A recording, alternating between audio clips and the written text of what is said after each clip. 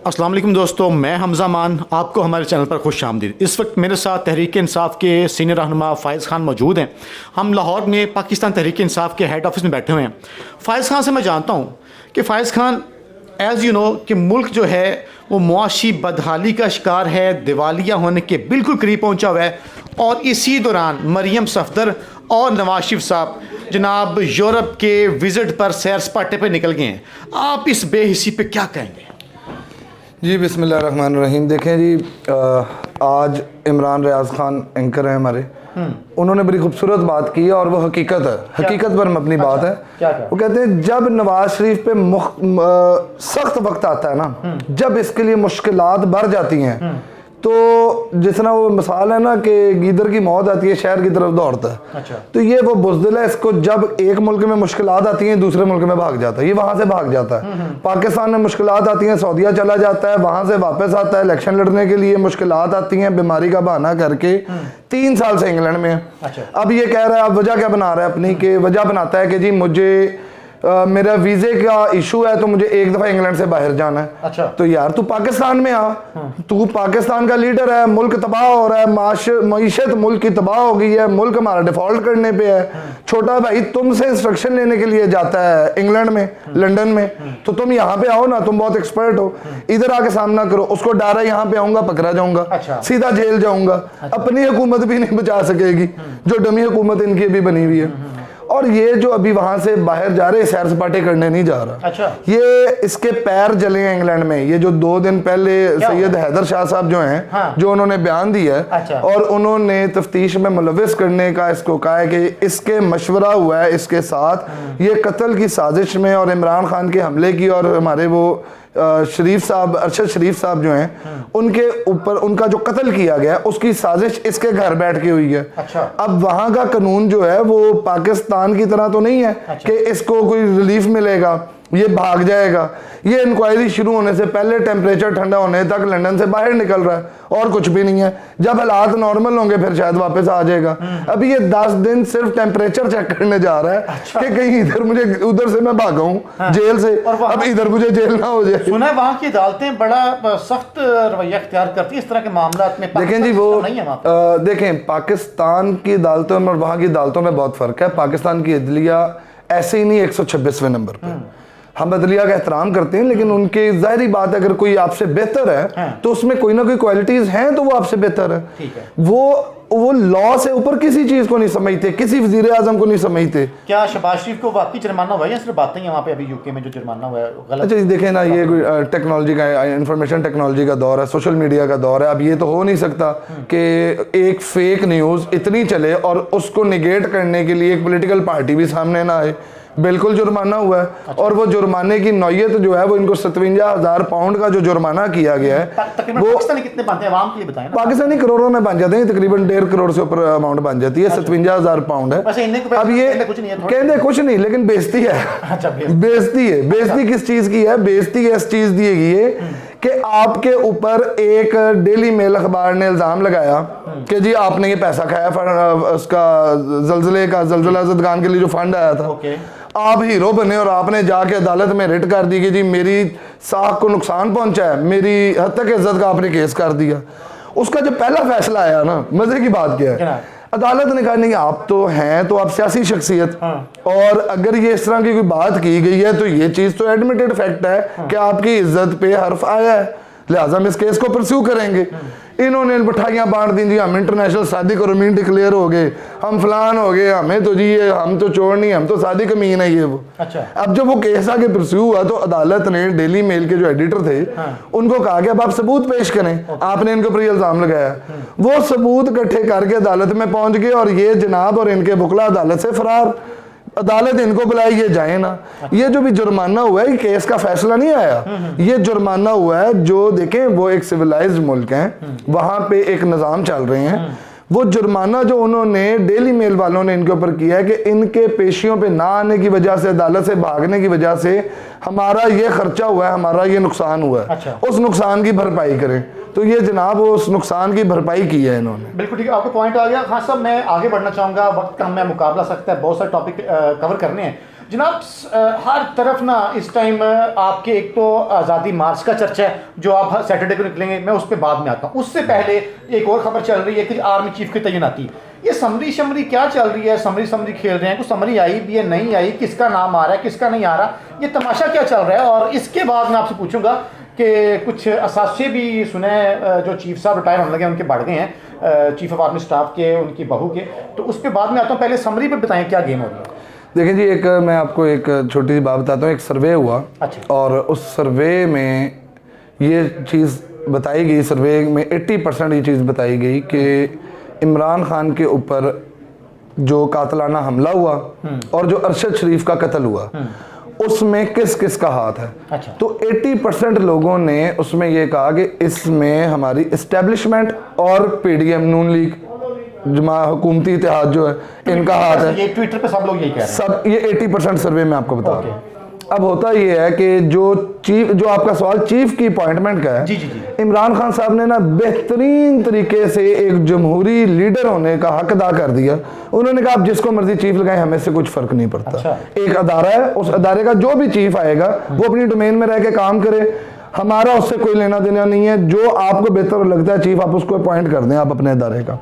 अब नवाज शरीफ की पॉलिसी क्या रही है सारी जिंदगी? अपने काबू में कर लो। अच्छा। हर चीज अपने काबू में कर लो। अच्छा। ये वो बेवकूफ आदमी है, इसने सारी जिंदगी मामलात अपने काबू में करने की कोशिश की है। अच्छा। और मामलात इसको उल्टे पर हैं। अच्छा। 12 अक्टूबर 1999 को आपको पता है क्या हुआ, कैसे मार्शल लॉ लगा? ठीक है। मामला क्या था? अपने काबू में हालात करने का। ओके। अब समरी का जो मामला है, जहां तक मैं अपनी एक राय दे सकता हूँ इसमें। अच्छा। शहबाज शरीफ साहब, और शहबाज शरीफ तो खैर डमी है, इज नथिंग, उसकी ना कोई हैसियत है। वो एक जाली एडमिनिस्ट्रेटर बन रहा था कि जी एडमिनिस्ट्रेटर है, वो भी हुकूमत में आके पता चल गया कि कितना कोई एडमिनिस्ट्रेटर है वो। नवाज शरीफ जो है वो आसिम मुनीर को लगाना चाहते हैं आर्मी चीफ। ठीक है। लेकिन अब मसला ये है कि आसिम मुनीर साहब 27 नवंबर को रिटायर हो रहे हैं। ठीक। हमारे आर्मी चीफ कमर जमेद बाजवा साहब 29 तारीख को रिटायर हो रहे हैं। अच्छा ठीक है। तो इनको, मुझे जो लगता है जो समरी का डिले है वो ये है कि जाहिर बात है, अगर एक बंदा 27 को रिटायर हो रहा है तो उसको आर्मी चीफ बनाने की दो ही पॉसिबिलिटीज हैं। एक तो ये आप उसको एक्सटेंशन देंगे 27 वाले को, और दूसरा ये कि आप 29 वाले को पहले 2 दिन पहले रिटायर कर दें। अब आप अगर डिमांड कर रहे हैं कि समरी में आसिम मुनीर का नाम होना चाहिए, आसिम मुनीर 29 तारीख को लेफ्टिनेंट जनरल नहीं है। अच्छा। आसिम मुनीर 29 नवंबर को रिटायर्ड लेफ्टिनेंट जनरल है। अच्छा।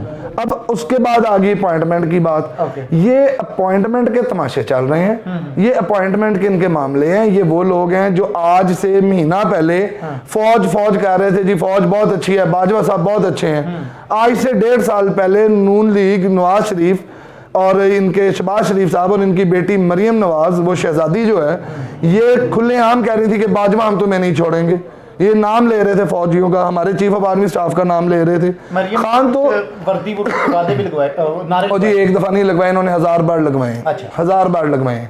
तो बात यह है, खान साहब ने तो जब बात की, खान साहब ने कहा मेरा मुल्क, मेरी फौज। अच्छा। अपनी फौज है, हमारी फौज है। अच्छा। अगर उसके अंदर, अब खान साहब ने 3 दिन पहले बात की कि अगर बैरूनी साजिश जो थी, अमेरिकी जो साजिश थी, जो साइफर था, उसमें ये मावन नहीं थे फौजी जो हैं, या एस्टेब्लिशमेंट ने उसका साथ नहीं दिया तो रोका भी नहीं। अब एक गलत काम हो रहा है, अगर मैं उसका साथ नहीं दे रहा और रोक भी नहीं रहा, तो अगर गलत काम होते को मैं रोकता नहीं हूं तो फिर कहीं ना कहीं मैं भी गलत हूं, कहीं ना कहीं मैं भी गिल्टी हूं। हमारे तो ईमान के 3 दर्जात है ना। गलत हो रहा है तो उसको आप अपने कुव्वत बाजू से रोकें, बेशक, नहीं तो उसको जुबान से रोके, नहीं तो दिल में बुरा जाने, आखिरी दर्जा दिल में बुरा जानने का। ठीक। तो बात यह है कि चीफ जो अपॉइंटमेंट, जो चीफ के मामलात हैं, वो चीफ अपॉइंट होगा 29 तारीख को। अच्छा ठीक है। अब ये डरा रहे हैं, आज वो शाहिद खान अब्बासी भी धमकियां दे रहा है। अच्छा। आज वो राना सनाउल्लाह भी धमकियां दे रहा है, और वो कह रहे हैं कि वज़ीर आज़म ख्वाजा आसिफ साहब ने असेंबली में जो खिताब किया कि जी 36 साल इन्होंने डायरेक्ट हुकूमत की है और उसके बाद इनडायरेक्ट हुकूमत की है, तो तुम इतराफ जुर्म कर रहे हो। अच्छा। तुम लोग ये कह रहे हो पिछले 40 साल से तो डायरेक्टली इनडायरेक्टली तुम लोग भी हुकूमत में हो। तो मतलब तुम कह रहे हो कि जब तुम लोग हुकूमत कर रहे थे तो तुम्हारे ऊपर इनके साथ साथ हुकूमत की जा रही थी फौज की, ठीक है। तुम्हारी तो हुकूमत, तुम डमी थे। फिर तुम चीफ ऑफ आर्मी स्टाफ का त्यारा लैंड करने से रोकते हो, फिर तुम मार्शल लॉ फेस करते हो। मुल्क में मार्शल लॉ लगने की वजह क्या थी? नवाज शरीफ वजह थी मुल्क में मार्शल लॉ लगने की, खुद ये फौजियों की पैदावार। इनके पीडीएम के साथी बिलावल साहब इनको ज़ियाउल हक का असल बेटा कहते हैं, और इसमें कोई दो राय भी नहीं है कि नवाज शरीफ की सियासत जो है वो GHQ से शुरू हुई है। अब ये अगर GHQ को कमांड करना चाह रहा है और वो नहीं कमांड हो रहे, तो ये अब आमने सामने आएंगे। मैंने कल भी एक जगह पे कहा था कि वोट को इज्जत दो का झूठा नारा दोबारा शुरू होने जा रहा है। अब ये दोबारा एक दूसरे को फ्रंट पे सामने आ गए हैं। अब नवाज शरीफ कहेगा वोट को इज्जत दो, वोट को इज्जत दो। पहले तुम बूट को इज्जत देके बूट पॉलिश करके बूट चाट के हुकूमत में आए हो, अब हुकूमत में आने के बाद वोट को इज्जत दो। अच्छा, आप ये राय की कंफर्म इतलात है कि वोट को इज्जत दो नारे पे टाकीशा की मार ली गई है? सर टाकी क्या मार ली गई है? वोट को इज्जत दो का नारा, अब आप देखें कॉमन सेंस की बात है। ये जो भी आर्मी चीफ जो हैं हमारे कमर जमेद बाजवा साहब और उनकी फैमिली की जो FBI की रिपोर्ट्स लीक हुई हैं, FBI का किसका अदारा है? फेडरल का अदारा है। फेडरल में हुकूमत किसकी है? फेडरल में हुकूमत किसकी है? शहबाज शरीफ की है। अब क्यों ये हुआ है कि एक तरफ समरी का इशू, एक तरफ तैनाती का इशू, और साथ ही अगले दिन ये आ गया, ये एक दूसरे को, ये नवाज शरीफ ये इनकी पुरानी पॉलिसी है। फैक्ट फोकस जो वेबसाइट जिसने ये डिस्क्लोज ओपन किया है आर्मी चीफ साहब के साथ से, उनकी बहू के साथ से ओपन किए हैं, तो क्या फिर ये श्योर है कि फेडरल गवर्नमेंट उनको दिए सारे लवाज़िम? देखें जी, एक चीज़ तो ये है कि ना अहले दानिश और अहले अकल जो है वो अपने दिमाग से काम लेते हैं। अब एक बात ये है कि अगर एक जाली डॉक्यूमेंट कहीं पे पब्लिश हो जाता है, या वो मंजर आम पर कोई जाली डॉक्यूमेंट आता है जो एडिटेड है, सेल्फ क्रिएटेड डॉक्यूमेंट है, जब कोई इस तरह का डॉक्यूमेंट आता है तो उसको निगेट कर दिया जाता है कि ये जाली है, उसको निगेट कर दिया जाता है कि ये डॉक्यूमेंट जाली है, उसके ऊपर तबसरे नहीं किए जाते। जब एक डॉक्यूमेंट आया और उसके बाद इसहाक डार साहब कह रहे हैं कि ये हमारा सीक्रेट डॉक्यूमेंट है, और ये सीक्रेट डॉक्यूमेंट जो है ये लीक कैसे हो गया है, दैट मींस कि वो डॉक्यूमेंट जेन्युइन है, दैट मींस कि डॉक्यूमेंट जेन्युइन है। अच्छा, वो बांदर तमाशे हो रहे हैं, डार साहब जो तप गए थे ना, वो बांदर तमाशे हो रहे हैं। वो बंदर को जंगल का बादशाह बना दिया गया ना, तो उसके बाद हिरनी के ऊपर शेर ने हमला कर दिया, हिरनी ने कहा मुझे बचाओ, वो बंदर एक दरख्त से छलांग मारे, दूसरे पे, दूसरे से मारे, तीसरे पे, हिरनी ने कहा मुझे बचा, तू क्या कह रहा है? उन्होंने कहा जो मैं करन जोगा है मैं वही कह रही हूँ। अच्छा, तो डार साहब जो करन जोगे है ना वही कह रहे हैं। मतलब ये अब वोट को इज्जत दो का नारा लगेगा। अच्छा, अब दोबारा ये anti army move, anti establishment move ये PDM चलाएगी, anti army move, anti establishment move Noon league चलाएगी। ये दोबारा रोडों पर आएंगे और वोट को इज्जत दो की बात करेंगे। मार्शल लॉ का तो हमने कभी जिक्र ही नहीं किया। बिलावल भुट्टो को 3 दिन से मार्शल लॉ लगता नजर आ रहा है, वो बिल्लो रानी की नींदें उड़ी हुई हैं। वो कहता है आप इमरान खान मार्शल लॉ को सपोर्ट कर रहा है। अच्छा। इमरान खान मार्शल लॉ को सपोर्ट कर रहा है। मुल्क तुमने तबाह कर दिया, इलेक्शन के अलावा हल ही कोई नहीं। अब इनके पास क्या हल है? अब इनके पास इलेक्शन नहीं करवाएंगे तो ये क्या करेंगे? 10 दिन पहले 60% खतरा था मुल्क डिफॉल्ट करने का। अच्छा। आज 90% खतरा है मुल्क डिफॉल्ट करने का। और 90% खतरे का मतलब ये है कि ये कोई PTI या कोई PTI के सोशल मीडिया एक्टिविस्ट, ये कोई सर्वे नहीं है, ये इंटरनेशनल सर्वे है। इसका मतलब ये है कि एक मुल्क ने जब किसी दूसरे मुल्क को कर्जा देना है या उसकी कोई इमदाद करनी है, तो वो देखता है कि यार मैं इसको अगर कर्जा दे रहा हूं तो कितने % चांसेस हैं ये डिफॉल्ट कर जाएगा और मेरा कर्जा वापस ना कर सके। जितने कम % चांसेस होंगे कर्जा डिफॉल्ट करने के, वो कर्जा इजीली दे देते हैं कि यार ये बना लेंगे और ये कर्जा हमें वापस कर देंगे। इमरान खान साहब के दौरे हुकूमत में 5% चांसेस है मुल्क डिफॉल्ट करने की। अच्छा। हम तरक्की की तरफ जा रहे थे, इनकी हुकूमत है, चीफ एडमिनिस्ट्रेटर जनाब वो शहबाज शरीफ साहब सुबह 6 बजे उठते हैं। मेरा वो खान साहब ने कहा था हमारा माली भी सुबह 6 बजे उठता है। ये आएगा महंगाई कंट्रोल कर देगा, किधर गई? आज खान के दौर में जो महंगाई जो इंक्रीज हुई थी उसको कोई याद करता है? हर चीज का रेट डबल हो गया। सर देखें, बात यह है कि हर आपकी रेमिटेंस आनी बंद हो गई, आपके बिजनेसमैन ने पैसा निकाल लिया, हर कारोबार तबाह है, प्रॉपर्टी तबाह है, किसी भी किस्म की इंडस्ट्री है वो तबाह है। बिजली के बिल कहाँ चले गए हैं, गैस के बिल कहाँ चले गए हैं, पेट्रोल किधर चला गया, इंडस्ट्री आपकी चलनी कैसे? गैस बल तो आती नहीं है, आती है तो बिल इतने साथ आ जाते हैं। आप मुल्क को ले किस तरफ गए हैं? और आप अभी भी कहेंगे हम इलेक्शन नहीं करवाते तो आप मुल्क का दिवालिया करेंगे, मुल्क में से अपने 4 पैसे निकालेंगे। और ये तो 8-10 खानदान है, ये सब बेजमीर बगैरत लोग पाकिस्तान छोड़कर चले जाएंगे। यहाँ पे पिसेगा कौन? हम जैसा तबका। यहाँ पे मरेगी हमारी गरीब अवाम। यहाँ पे वो लोग पिसेंगे, वो लोग मरेंगे जिनके पास रोजगार नहीं है, जिनके पास अपने मैं आपको जन्मन एक बात बताता हूँ। मेरा जो आज से पहले 1 लाख रुपया था, आज वो 60,000 रुपया रह गया। अच्छा, 60 है लाख रुपया, लेकिन वो 60,000 के बराबर हो गया। डॉलर की आप कीमत देखेंगे इधर चली गई है। जिसने सारी जिंदगी लगा के कमाया, जिस गरीब की पेंशन थी 13,000 रुपया, वो 13,000 रुपये पेंशन में आज घर नहीं चला सकता। एक मजदूर 20,000 रुपया महीना में अपना घर नहीं चला सक रहा। तेल, हर चीज, घी, आटा, हर चीज डबल से आप ऊपर लेके चलेंगे। और अभी भी आप इलेक्शन से भाग रहे हैं। आप 6 महीने भागे, आप साल भागे, आप 2 साल भागे।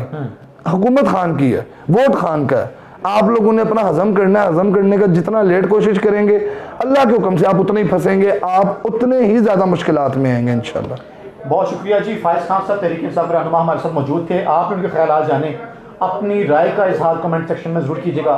फायज खान साहब का हम बेहद शुक्रिया अदा करते हैं कि आपने हमें टाइम दिया। अपना ख्याल रखें। पाकिस्तान जिंदाबाद।